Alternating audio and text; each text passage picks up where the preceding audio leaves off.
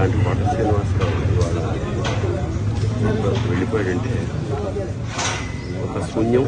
కోట శ్రీనివాసరావు గారి స్థానం మాత్రం ఇంకెవరు పూరించలేరు, అది సత్యం.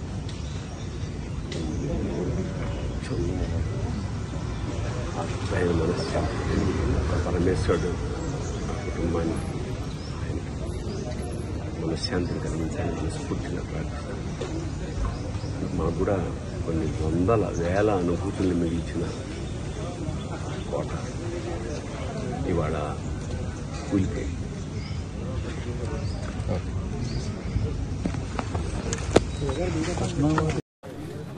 మనోడు వచ్చాడా ఇక్కడికి?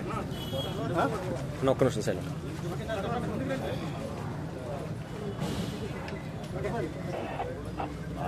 ఆరాధ్య ఆయన చూసి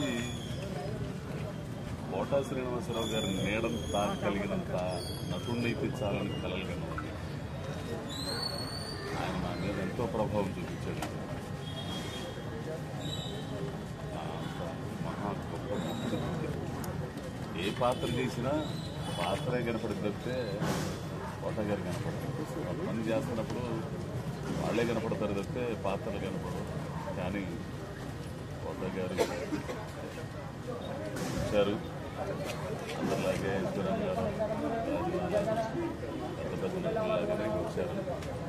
వారి కార్యక్రమాన్ని వారు పూర్తి చేసుకున్నారు. కానీ కొన్ని తరాల వరకు ఆయన మిగిలిపోతారు.